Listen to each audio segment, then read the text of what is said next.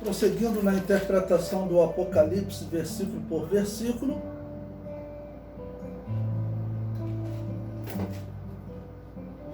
estamos estudando o capítulo 20, versículo 9, o ponto 6, que diz: o profeta Isaías e a Galileia dos gentios. Bom, Isaías vai fazer uma profecia que ela também é importante para nós entendermos a igreja na profecia do Antigo Testamento. Eu comento. O profeta Isaías descreve a igreja quando fala de uma parte da região de Canaã que seria habitada pelos gentios e veriam a luz antes dos judeus. Em Isaías capítulo 9, versículo 1 diz: mas a terra que foi angustiada não será entenebrecida. Ela envelheceu nos primeiros tempos, a terra de Zebulon e a terra de Naphtali, mas nos últimos a enobreceu junto ao caminho do mar, além do Jordão, a Galileia dos gentios. Isaías capítulo 9, versículo 1. Eu comento, haviam duas Galileias, vou chamar assim, tá ok? A primeira era a região onde Jesus cresceu, ficava na região norte de Canaã, a região conhecida como da além do Jordão, ou seja, ao olhar no mapa de Canaã, é a região à esquerda do Rio Jordão. A segunda ficava na região norte de Canaã, é a região conhecida como daquém do Jordão, ou seja, ao olhar no mapa de Canaã, é a região à direita do Rio Jordão.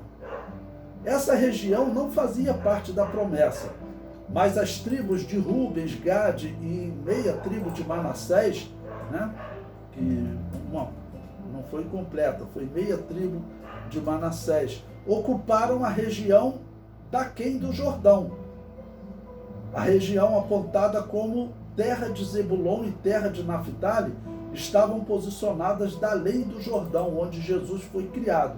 Então é essa região que está profetizado, né? E é chamado de Galileia dos gentios. Mateus 4, versículo 13 a 16 diz: e deixando Nazaré, foi habitar em Cafarnaum, cidade marítima, nos confins de Zebulon e Naphtali, para que se cumprisse o que foi dito pelo profeta Isaías, que diz: a terra de Zebulon e a terra de Naphtali, junto ao caminho do mar, além do Jordão, a Galileia das nações. O povo que estava assentado em trevas viu uma grande luz, e aos que estavam assentados na região e sombra da morte, a luz raiou.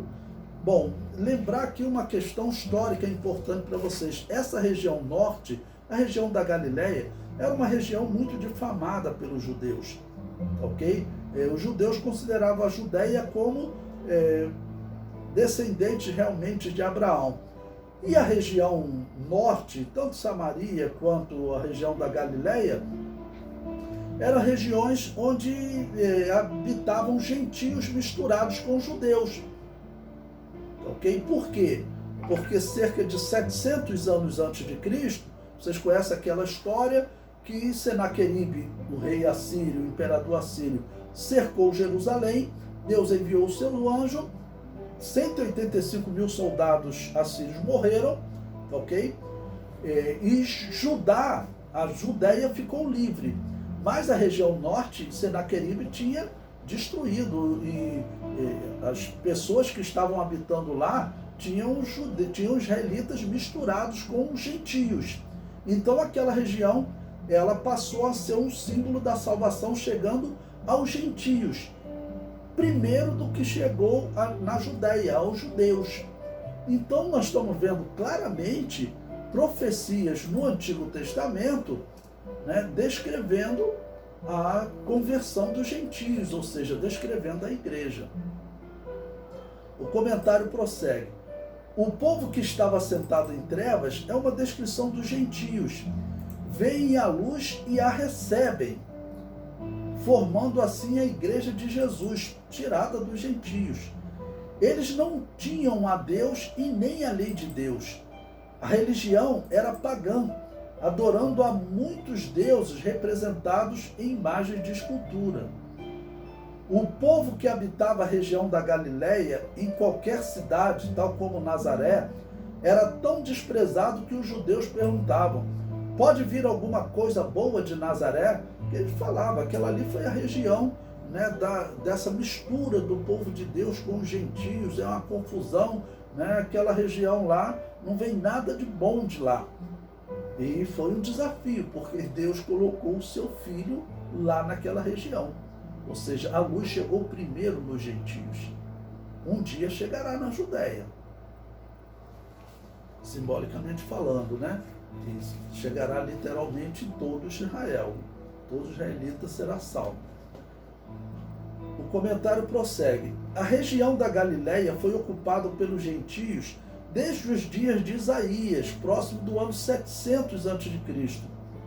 Esse convívio entre os judeus, que representam a tribo que não se misturou, e os gentios da Galileia, se tornou um símbolo da relação entre Israel e a igreja. Primeiro Jesus pregou na Galileia dos gentios e depois pregou na Judéia. Também encontramos a igreja no Antigo Testamento na visão do profeta Zacarias, descrita no capítulo 14. Ele vê a igreja manifestando-se com Jesus no fim da grande tribulação, na batalha do Armagedon. Veja, Zacarias capítulo 14, versículo 5. Leiam esse capítulo 14, nós estudamos ele quando estudamos a batalha do Armagedon. Veja o que ele diz sobre a batalha do Armagedon, né? E fugireis pelo vale dos meus montes, porque o vale dos montes chegará até Azel.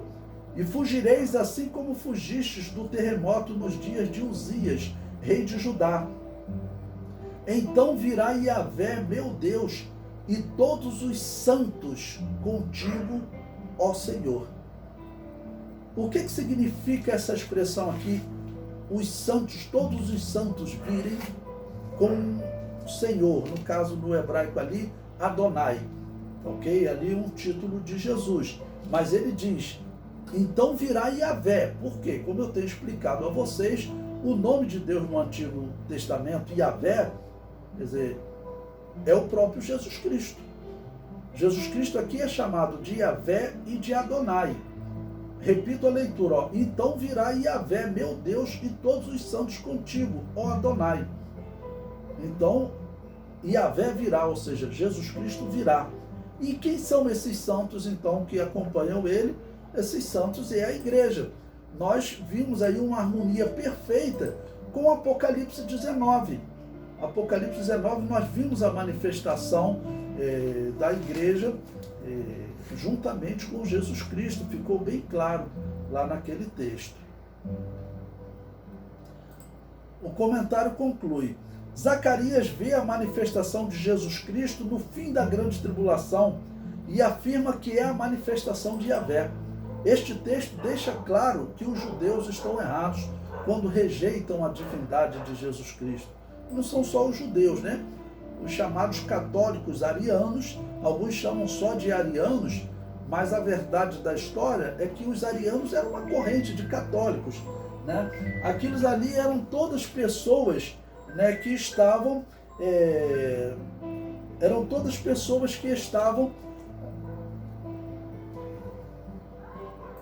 seguindo aquela heresia católica, tá bom?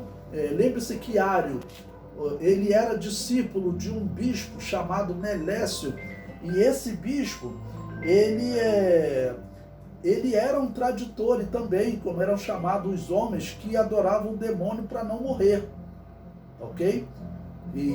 Ou seja, todos eles formaram a Igreja Católica naquele período, tá bom? Eles formaram a Igreja Católica.